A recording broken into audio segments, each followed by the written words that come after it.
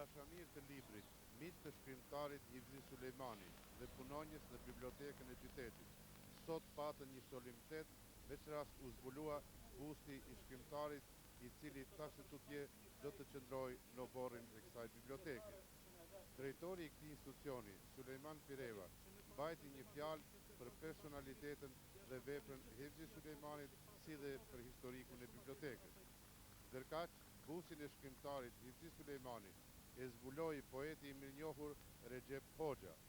Ai me këtë rast u ndal posaçërisht në krijimtarinë letrare të Hivzi Sulejmanit dhe në ndikimin e saj në jetën kulturore të Kosovës. Hija e njeriu jeton dhe zhduket. Vetëm vepra e tij është e mësueshme. E tillë ishte ajo e Hivzi Sulejmanit, 90 vjetorin e lindjes së të cilit po kujtojmë me rastin e rigjallërimit të tempullit të fjalës së shkruar bibliotekës së qytetit të Prishtinës.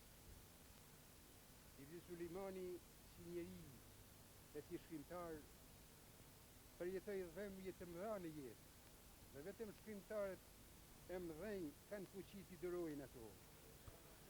Biblioteka qytetit të Prishtinës, duke mbajtur emrin e shkrimtarit Hivzi Sulejmani, me këtë manifestim, jo vetëm që nderoi krijuesin, por edhe në këtë mënyrë shënoi riaktivizimin e këtij.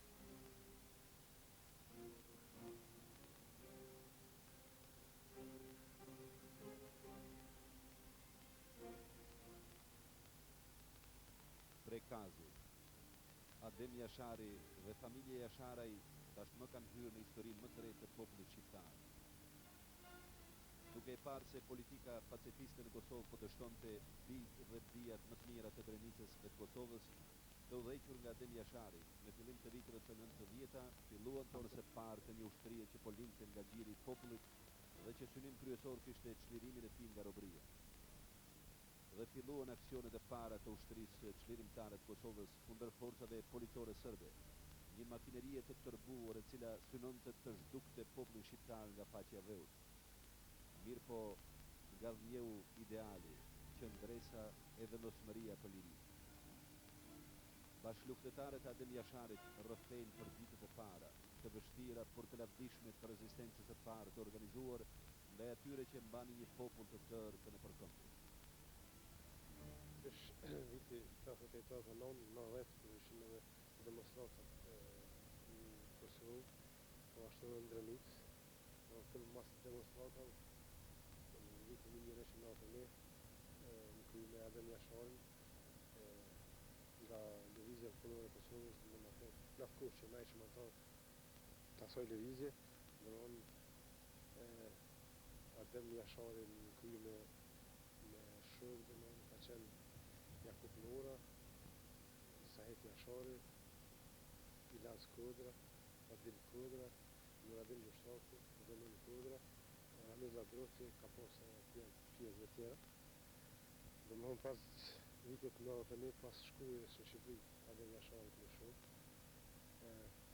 pas ardhjes tij në Kosovë, në vitin fund vitit 91, arrestakohet Ademi me shumë kohëta ushtarake dhe policore, dhe aty bëhet luftë 24 orëshe, ku për fat mirë Ademi përshtat del nga rretimi me gjithë vllazën, dhe ndonë qenë nga aja kohë fillojnë organizimet e këtij grupi, ku në atë ditën kryen aksionet e para, në Gogat, ku vritën shumë policisë serb, këtë aksion ka marrë pjesë Adem Jashari, ka marrë pjesë Jakub Nora,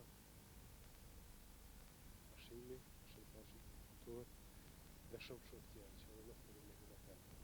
Vetë propse e pa që nga politika pacifiste nuk pritet asgjë dhe fillon të organizohet, fillon që popullit mendon pak më ndryshe, dhe gjithmonë kanë qenë kërkesat e popullit, sidomos të nisë shqiptare që të armatosin sa më shpejt, format që si të armatosin, domethënë ka qenë një vlog në atë kohë, sidomos Ademi domethënë, në këtë kohë këtu, në edhe gjitha organizimet, gjitha takimet, gjitha analizat e aksioneve të luftës që do të bëhen matut. Ademi ishte part i asoj kohë e gjitha aksioneve, gjitha asoj lufte që është bëhen këtu në Drenicë, po edhe në Kosovë, Ademi kishte edhe shumë, edhe në Dugaxhin, kishte edhe në Prishtinë, po edhe në Llafë dhe në pjesë tjera të Kosovës. Duhet të ndërën Maqedoninë, në Shqipëri dhe në gjitha vitet shqiptare.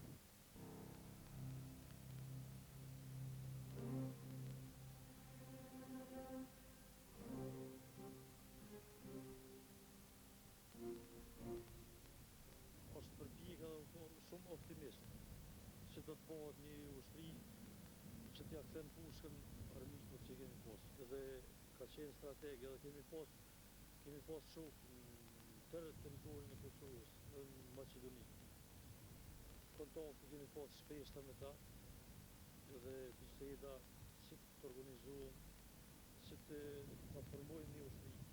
Dhe me thotë që lullat e para, ku pe i kanë fillu, dhe me thotë pe i kullës atë e ashtarit.